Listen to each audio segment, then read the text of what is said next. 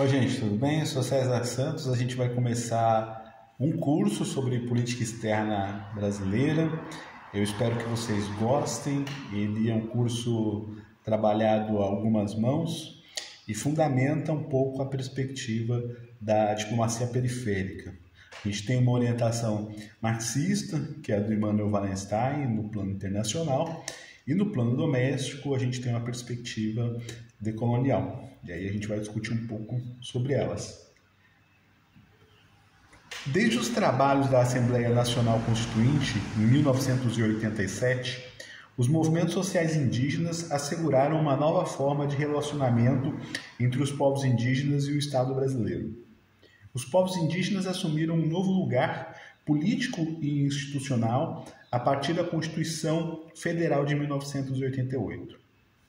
O novo lugar dos povos indígenas poderia ter sido aquele semelhante aos demais grupos de interesse que atuam no Congresso Nacional, as bancadas evangélicas, do agronegócio, do esporte, dos professores, etc., e que se organizam para que as autoridades implementem a agenda de seus respectivos interesses. Entretanto, os integrantes da Assembleia Nacional Constituinte, os constituintes originários, estabeleceram que a relação entre o Estado brasileiro e os povos indígenas tivesse uma natureza específica a partir da Constituição de 88. A Assembleia Nacional Constituinte, ao tratar da agenda dos povos indígenas, rompeu com a perspectiva assimilacionista do Estado brasileiro em relação aos índios. A partir de 1988, a Constituição Federal passou a assegurar aos índios o direito de serem indígenas. Nos termos do artigo 231, cabeça da Constituição Federal, são reconhecidos aos índios a sua organização social, costumes, línguas, crenças e tradições e os direitos originários sobre as terras que tradicionalmente ocupam, competindo à União demarcá-las, proteger e fazer respeitar todos os seus bens. No âmbito das relações internacionais, por seu turno, o texto constitucional também estabeleceu princípios fundamentais para a ação da República Federativa do Brasil. A autodeterminação dos povos, bem como a integração dos povos da América Latina, são considerados princípios fundamentais da República. Não bastasse o reconhecimento dos direitos originários das terras indígenas tradicionalmente ocupadas, bem como a busca pela integração dos povos da América Latina como princípio fundamental da República, seria importante lembrar que as terras indígenas pertencem à União. Sobre as terras indígenas, por exemplo, incidem duas espécies de proteção constitucional: os direitos de propriedade, bens pertencentes à União, e os direitos originários, direitos anteriores à formação do Estado Nacional, reconhecidos pelo Estado. Essa complementariedade de garantias constitucionais sobre as terras indígenas consagra uma relação jurídica conhecida por indigenato. O indigenato e a política externa brasileira. Para a devida compreensão da relação direta entre a política externa do governo Bolsonaro e os povos indígenas, é necessário ampliar o horizonte de observação empírica.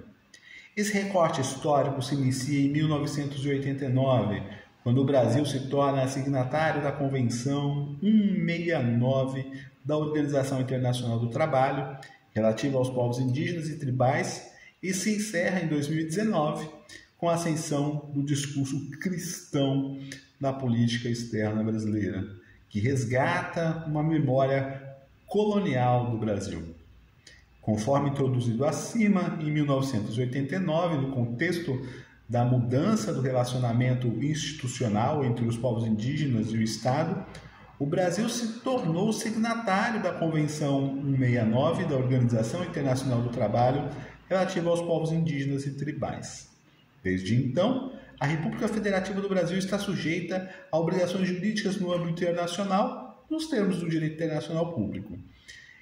Exemplo emblemático dessas obrigações jurídicas refere-se aos votos do Brasil nos organismos internacionais acerca de temas que afetam os povos indígenas diretamente.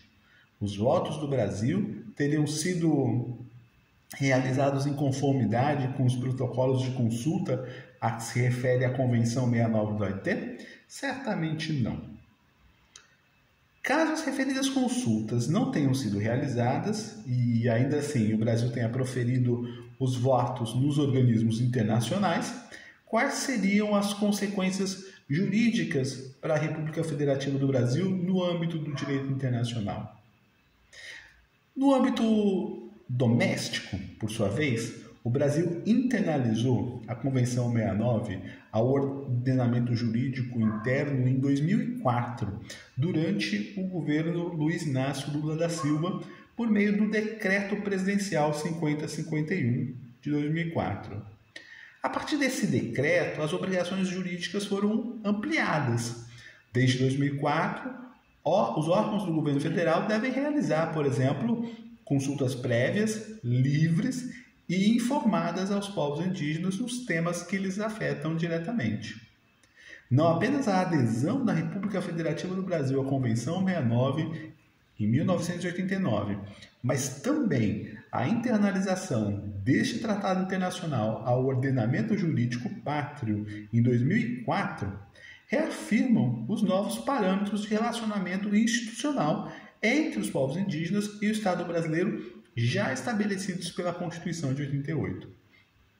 O então presidente da República, Jair Messias Bolsonaro, está submetido a esses parâmetros na condição de chefe de Estado e chefe de governo.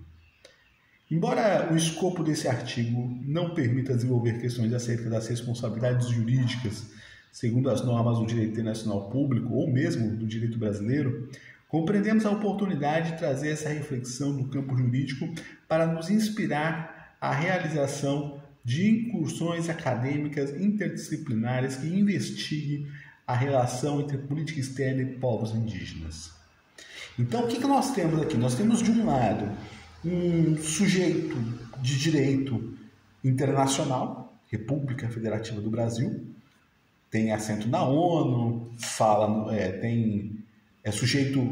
é signatário do Tribunal Penal Internacional, tem uma série de responsabilidades internacionais e ele assinou a Convenção 69 da OIT, se comprometendo no plano interno e no plano internacional, ou seja, se comprometendo a estabelecer protocolos de consulta. Há quem diga que o tratado internacional não teria validade no plano internacional, só no plano doméstico. Eu ouvi isso de um diplomata, assessor do então chanceler Ernesto Araújo. Ele falou assim, não, a Convenção 69 da OIT só se aplica ao plano doméstico. Política externa é outra coisa. E ele escreveu isso num pedido de acesso à informação que nós fizemos. Eu perguntei onde estavam os povos indígenas na política externa. Então, dessa perspectiva um pouco com menos referências teóricas, digamos assim, o Brasil não estaria responsabilizado caso ele não cumprisse um tratado internacional que ele assinou. Um completo absurdo. Agora, se a gente pensar dentro da razoabilidade jurídica, se eventualmente o Brasil for questionado internacionalmente, de fato o Brasil tem uma responsabilidade internacional caso não cumpra um tratado internacional a que ele se submeteu voluntariamente. O Brasil é obrigado. Então, nesses termos, vale dizer que a Convenção 69 da OIT ela está em vigor. O outro sujeito jurídico da relação é quando a gente olha para dentro, né? Que no caso da União. Inclusive, a União tem as terras, né? Tem o domínio das terras indígenas. A propriedade, melhor dizendo. O domínio tem dos indígenas. Nesse caso, cabe responsabilização à União? Também cabe.